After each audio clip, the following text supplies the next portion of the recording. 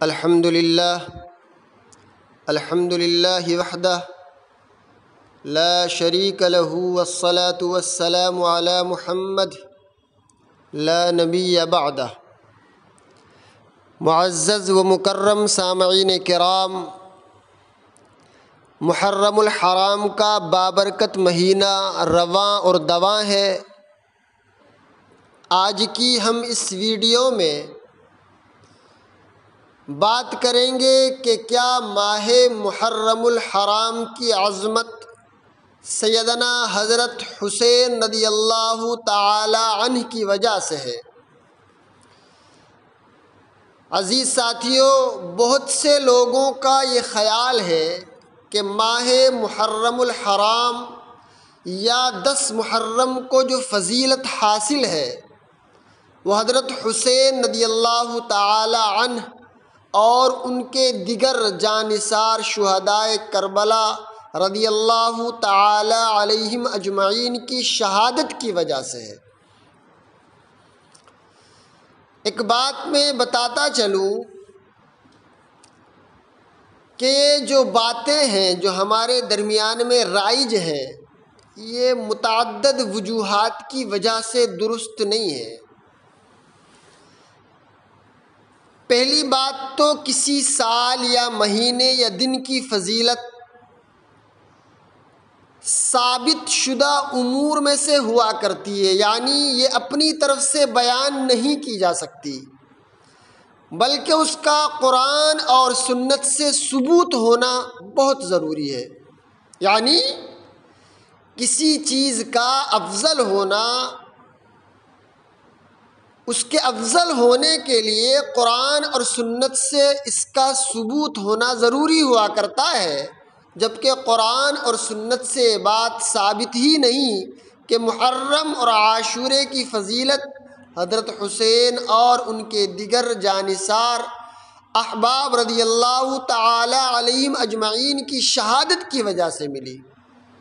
دوسرے حضور صلی اللہ علیہ وسلم کو حضرت حسین رضی اللہ تعالی عنہ کی شہادت کا بخوبی علم تھا، لیکن اس کے باوجود بھی نبی کریم صلی اللہ علیہ وسلم نے حضرت حسین رضی اللہ تعالی عنہ کی شہادت کو محرم اور عاشورے کی فضیلت کی وجہ قرار نہیں دیا۔ اس سے پہلے بیان میں نے قرآن کریم کی آیت کے ذریعے سے یہ بات رکھی تھی کہ محرم الحرام ان 4 بابرکت مہینوں میں سے ایک ہے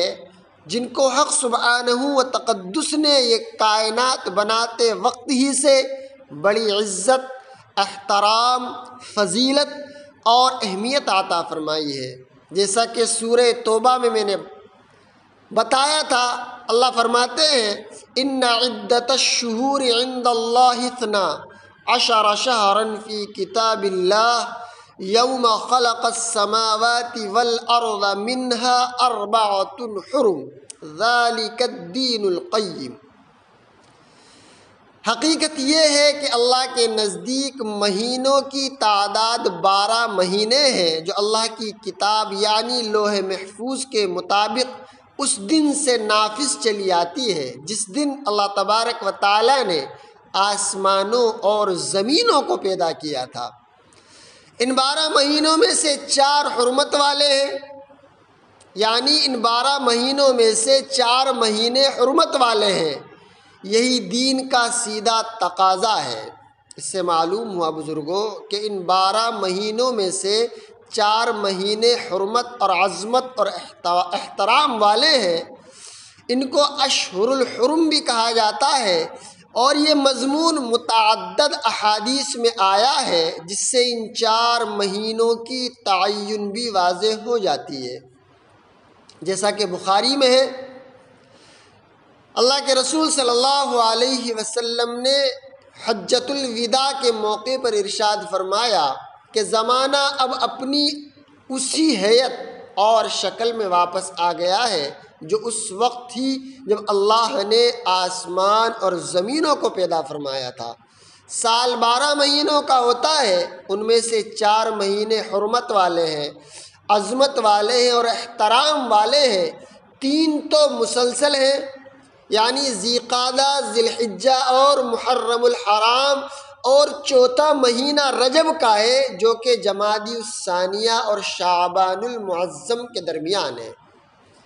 جہاں تک بزرگوں دوستو 10 محرم کی فضیلت کا تعلق ہے تو یہ پہلے میں بیان میں بتا چکا ہوں کہ یہودی اور نصرانی بھی اس دن کو عظمت اور احترام والا سمجھتے تھے، اور احادیث مبارکہ میں بھی نبی کریم صلی اللہ علیہ وسلم نے اس دن کی فضیلت بھی بیان فرمائی، اور اس دن روزہ رکھنا اجر و ثواب کا باعث قرار دیا، جبکہ واقعہ کربلا تو بعد میں، بہت بعد میں، سن 61 ہجری میں پیش آیا۔ اس لیے جب محرم اور عاشورے کی فضیلت پہلے ہی سے ثابت ہے تو یہ کہنا ہرگز درست نہیں کہ عاشورے کو فضیلت، 10 محرم الحرام کو جو فضیلت ملی وہ حضرت حسین رضی اللہ تعالی عنہ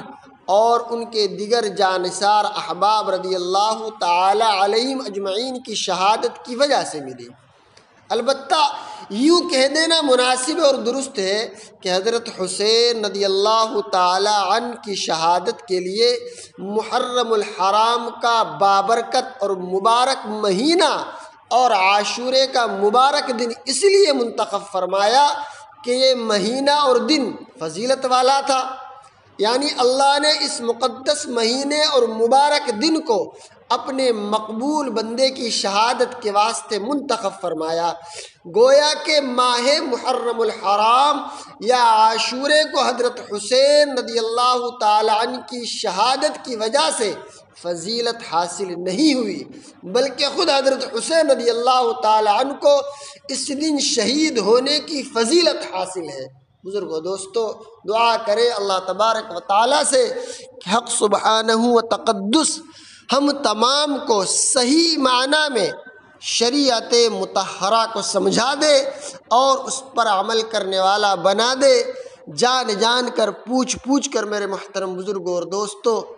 ہم محرم کی خرافات سے بچے۔ محرم میں جو ہمارے اندر بیجا خرافات رائج ہیں جن کا دین اور اسلام سے کوئی لینا اور دینا نہیں ہے، اللہ تبارک و تعالی تمام عالم کے مسلمانوں کی ان تمام خرافات سے حفاظت فرمائے، اور صحیح معنی میں اللہ کے رسول صلی اللہ علیہ وسلم اور ان کے چاہنے والوں سے، ان کے صحابہ سے صحیح معنی میں محبت کرنے والا بنا دے،